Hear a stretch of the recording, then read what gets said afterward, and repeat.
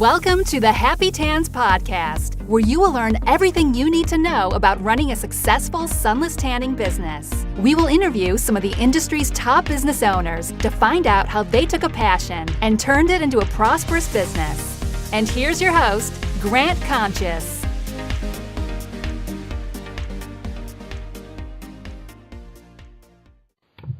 Hello and welcome to the Happy Tans podcast. On today's episode, we have Jasmine from Bella Bronze Tan in wonderful Gold Coast, Australia. Welcome, Jasmine.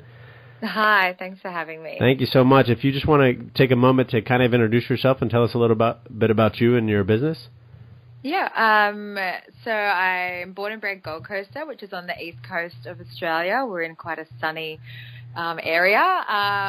My salon's in Mermaid Beach, and it's called Bella Bronze House of Beauty, and we do heaps of different beauty services there.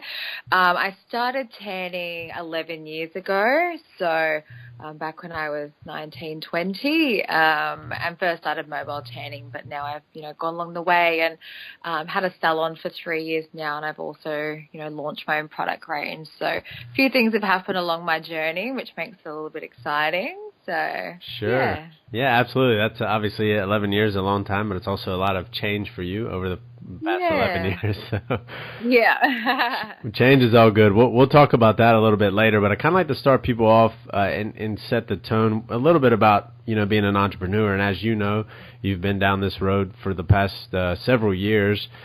Being an entrepreneur, you kind of have ups and downs. You have good times, bad times, highs and lows. So I like to kind of touch on both ends of that, both like the worst moment in your business so far and also the best. So if you want to share those moments with us, that'd be great. Well, the worst moment, it's a little crazy. So when I was a mobile tanner, I basically would buy tan solution overpaying my rent, because to me, I knew that I was going to somehow have this amazing salon, and whatever I could do to get that way, that was always my priority. And being a mobile tanner, you obviously need a car. Now, once my car actually died and I couldn't afford to fix it, so instead of letting my clients down, I used to actually advertise on Facebook every week if someone could drive me to my client, and I used to pay them or give them a free tan in return. And I just knew that I couldn't stop getting to my clients no matter what, even if I was only doing a couple. But it was a pretty tough 6 months that I did that for. Just this is about 6 years ago. Wow. So yeah, it was pretty hard. That is. But that shows, that really shows, I'm sure 99.9% of people would give up, after 2 weeks of doing that, a week of doing that, or even before, when that first happened. So you had the vision for sure to kind of push through that, which is great. Yeah, at the time, the boy I was dating at the time even said to me, he's like, I think you really need to give this up. It's a bit of a hobby for you. And I will always remember just laughing, and I just said to him, I said, you actually have no idea what's coming. And I'm like, I'm not going to stop. And a few years later, he actually came back and said, I actually want to be involved in this now. I said, it's never going to happen. So, but yeah, it was definitely a tough time, but definitely, got through that, because, it's it's the only thing that's ever mattered to me really is being in this industry. Yeah, that's awesome. And, all he did was add a little fuel to the fire. So thank him. Definitely. Definitely. Good for you. Good for you. So that was obviously a very, very low moment. And if you went on the flip side of that, obviously you've had a lot of success thus far. So what would you say is the best moment if you had to pinpoint one time? I would say opening my salon and launching my range within a month together. So, working on my, I've been tanning for so many years and I just wasn't happy, and most people would just keep buying the solution and continuing, and myself, I was like, you know what? I reckon I can do better. I'm going to research this. I'm going to do this. And, spending years doing that with my own money. I've never had an investor. I've never been given loans or anything. So being able to, open my salon, have an amazing team of girls, and launch that all within, 4 weeks of each other was the best moment for me, and it's only gone upwards from there. Wow. So you launched the product and opened the salon in the same month. Yeah. And I used every dollar I had to the point where I couldn't even go get a coffee on the day. It was every dollar I put into the business just to watch it grow, and it's obviously rewarded me in that sense from then onwards. Sure. Well, that's a great story. I mean, even on the side of your best moment, you still basically went all in, and you did that obviously when you said at the worst moment your car's broken down, you're having to bum rides basically to get to the appointments and paying for the solution over the rent, and now you're saying you're paying for basically putting all in for the business and the salon and the solution over paying yourself or even getting a coffee like you said. So there's a lot of hard work and determination there. Definitely.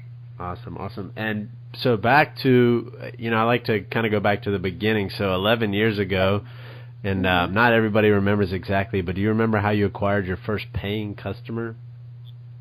So the salon I was working in, I knew I wanted to work there. It was the best. And I shot myself in the foot, but probably did myself a favor, because when I walked in, I said, I want to work here. How do I work here? And he goes, well, what's your goals? And I said, I want to own this place. What else do I want to do? Then I wanted to be the manager, and obviously me being too driven, they're not going to give me that position because I may have taken them over. So when I left, I was luckily enough that my clients contacted me afterwards and said, where have you gone? Please tell us you're tanning. And I said, I'll quickly buy the same machine. I'll find something on eBay. And I used to drive around for $20 to people's houses and tan in their garages. So, wow. And on the Gold Coast, when I started that nearly 10 years ago, I was the second person on the Gold Coast to do it. Now there's hundreds, hundreds of people. So, that's how I got it. They contacted me, and then that's when I started figuring out that I could text people and use MySpace. This is way back in the day when MySpace was how you advertise for people. So that's how I got it. Is I would just post a status and be like, hey guys, I'm actually tanning myself now. If you want to give me a call. Sure. That's great. And, you're not actually the first one to bring up MySpace. So surprisingly enough, a lot of people have been in the industry. No. Yeah, that's pretty funny.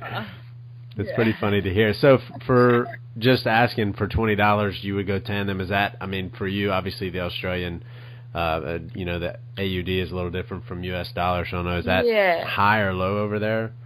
Well, we don't tip here. Okay. So for us, that's quite low for driving to somebody's house. You would probably charge $40 minimum. Being on the Gold Coast, it's a highly denselated area for tanning, so there's lots of competition, so we need to keep our costs down.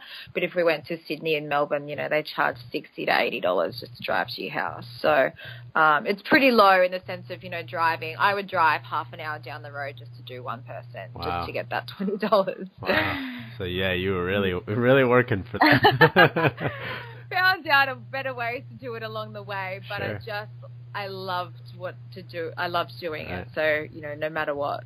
Yeah. Well, there's two important things there. Obviously, the love and the desire to want to do it regardless of the pay. It wasn't obviously much about the money. You needed that money, but it wasn't much. You probably could go work somewhere as a waitress and make that much, like you said. Oh, definitely. Yeah. Yeah. And, obviously you just really wanted to go for it, and you didn't hesitate, like you went for it. Like a lot of people are questioning, and you see in these forums on Facebook, and people are asking all these questions, and they're hesitate, and they just have to jump, and go for it. You've got to. It might not be perfect, but you'll learn. Yes, agreed. Absolutely. So you obviously have had a lot of changes over these last 11 years from just the mobile tanning to having people work for you, opening a salon, having a solution and products and stuff to sell. So how has that changed for you on like a daily, weekly, monthly basis in order for you to continue to grow the business and be successful in that? Yeah. So daily, how would I put this? So every day I would usually every Monday I would send a text out and see if anybody wanted to book in. And then, you know, when I first started off, the ways that I would try to get more clientele, I would attach myself to female boot camps and gyms and anybody that I thought would have a high influx of females that I could have clients. So I started off that way. And then along the way, I realized that social media was my best asset. And I kind of got in the niche before most people knew that. And I use that quite frequently to build my client base as well, like consistently. And as I went and I got a lot busier, you know, I was doing so many tans that, and I was in a sales job as well. I was tanning before and after work, 15-hour days. I just didn't care about anything else. And once I quit my full-time job and gave tanning my full-time attention, I tripled my clientele within 3 months. Wow. And then I realized that I couldn't do, you know, 80 plus tans a week myself on the road. So I found a tiny little space along the way to tan out the back of a supplement store. And I trained my sister up to tan with me. So, you know, we would just do crazy hours. I'd be on the road. I'd leave her in the little studio. We charged $25. And then growing along the way, you know, I would try to do less mobile and had another girl cover a few nights here and there. And that's when I realized that I wanted to have, you know, a bigger salon. I would offer every service, give everyone everything along the way. So I trained up another girl who now manages my salon full time, and I have 4 girls that tan for me now, and that's happened over the last 3 years. Wow. So I never gave up, I never said no, and I never cancelled people. So I always my thing is that never say no, first find a way to say yes. Yeah. So, you know, people would contact me to book in, and I would never say, sorry, I can't do it. I'm like, cool, just let me check. And I find that over the years and training people in that way has been really successful. But, you know, just definitely adding people along the way, working smart, not hard. I didn't go for the big, beautiful salon to start with. I went for whatever worked. And people come to you for the service. They don't come for the space until it gets a bit further down the line. So, but, yeah, they're the kind of things I've done over the years to get where I am, but definitely just never lost sight of, and the main thing is the clients and making sure that they're the focus and giving, you know, the best service every time. And I've trained all the staff that work for me from scratch, and they were all clients first. Wow. So yeah. I always wanted to train up clients because they knew my passion. I trusted them more, and they respected me. Yeah, definitely. So, yeah, that's interesting. It's a good way to find people. A lot of people worry about that. Training them, obviously, they're going to be competition. In this case, they're going to work with you, for you, however you want to say that. I'm sure that you think of it as with, since they're part of your team. But that's really, really interesting what you said about never say no. It's like, basically let us find a way to make this work. Because no puts a negative connotation in people's head, you know, immediately. So. And they will go straight to the next person. Yeah, and then they're going to go to that person and become a customer for life, probably for them. That's right. Yeah. You know, we've had clients that'll be half an hour late and we're fully booked out. We can't fit them in. And I say to my girls, I'm like, just figure it out.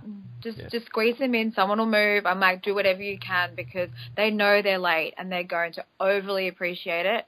And then they're going to tell 10 people about it. Yeah. They tell 20 people if you do something wrong. Right. So. Right.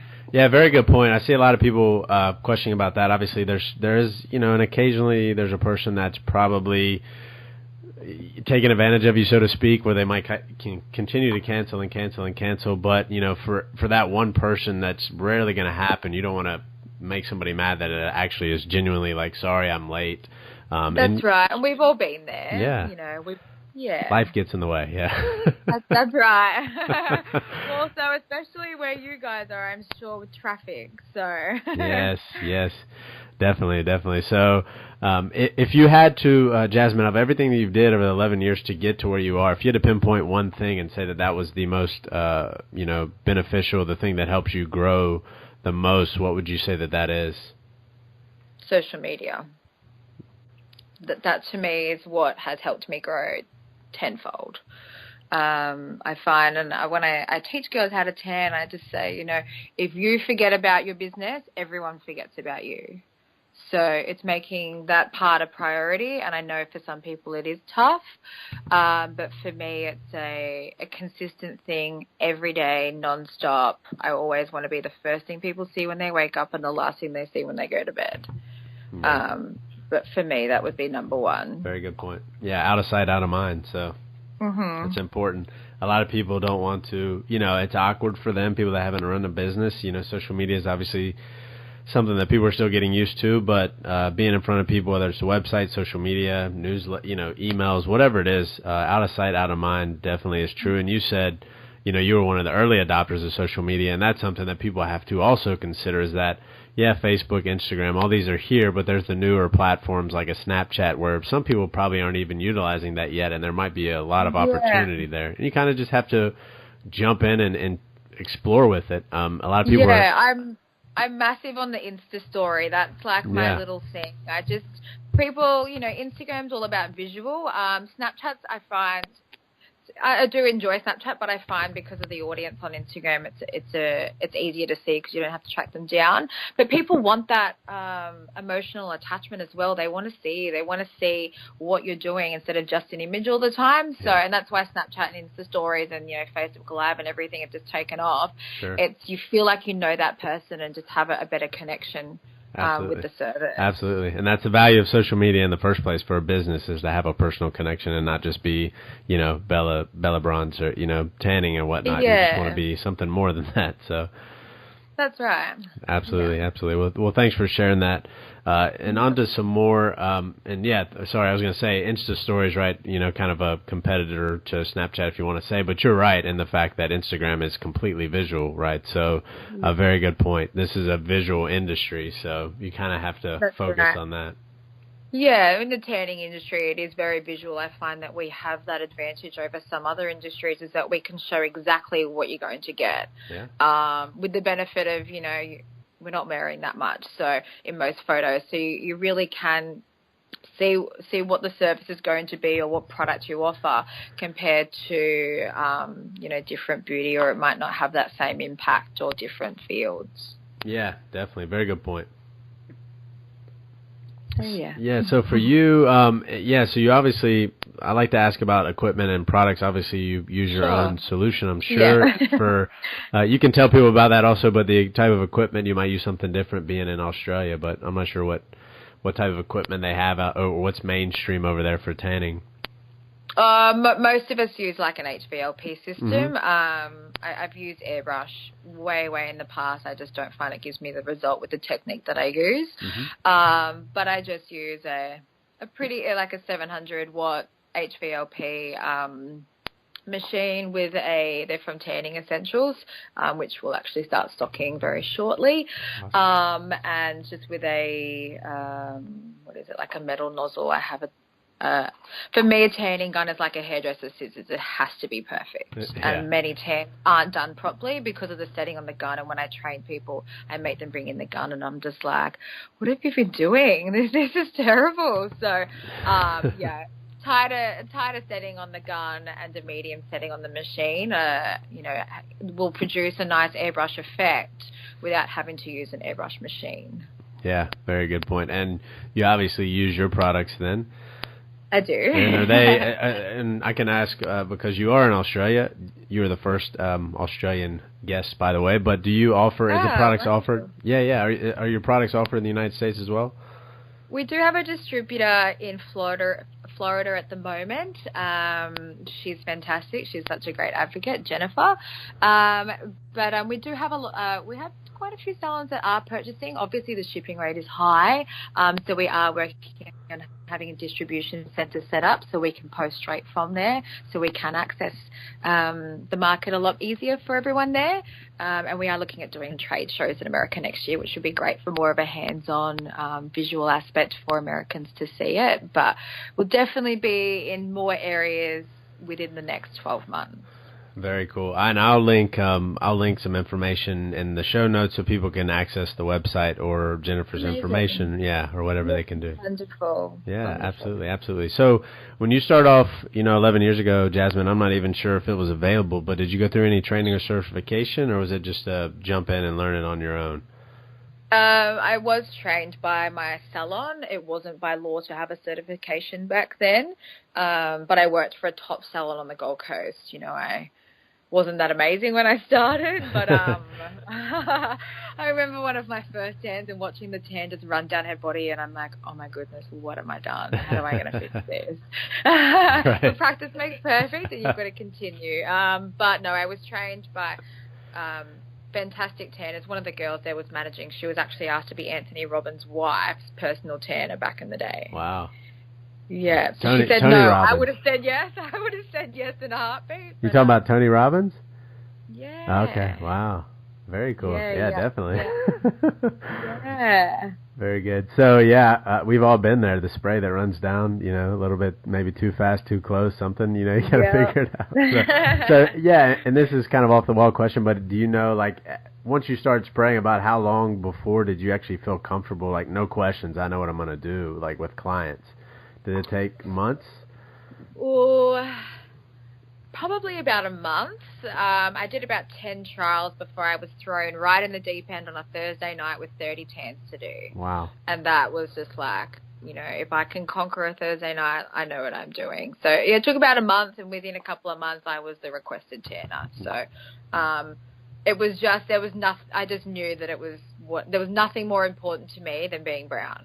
Like nothing. So I knew I had to perfect it, because that's the only thing I've ever wanted to do. Yeah. Well, that's awesome. I mean, it does take time, and a lot of people get frustrated, but it's practice makes perfect, like you said. That's right. Yeah.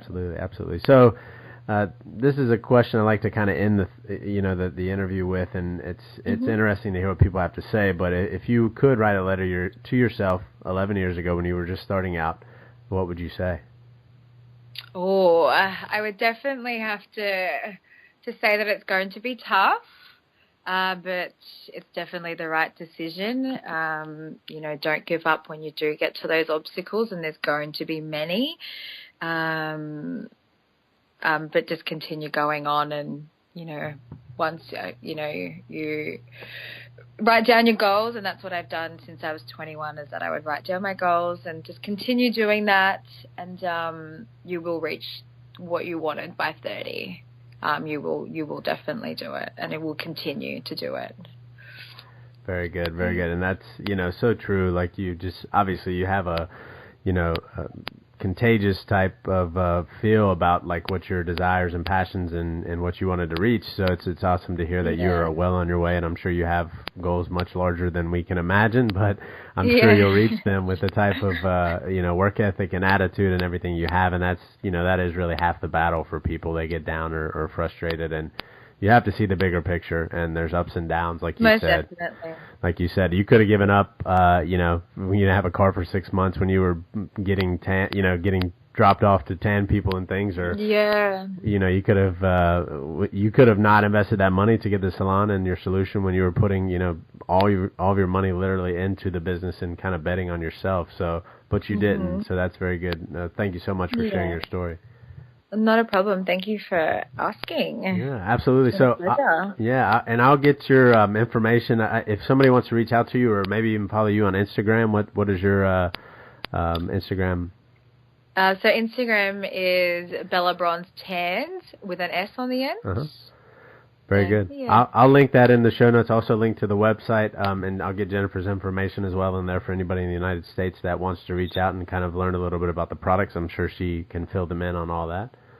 Most definitely. Absolutely. Jasmine, it's really been a pleasure. Thank you so much. Again, you're the first person from Australia, so thanks for joining us from the Gold Coast. Very privileged. Thank you so much for having me. Yes, thank you so much, and I hope you have a wonderful day. Thank you too. Bye-bye. Bye. Hey, Happy Tanners. Thank you so much for joining me on episode 15 of the Happy Tans podcast. What a wonderful interview with Jasmine from Bella Bronze in the Gold Coast of Australia, the first Aussie on the podcast. So thank you so much, Jasmine, for joining us.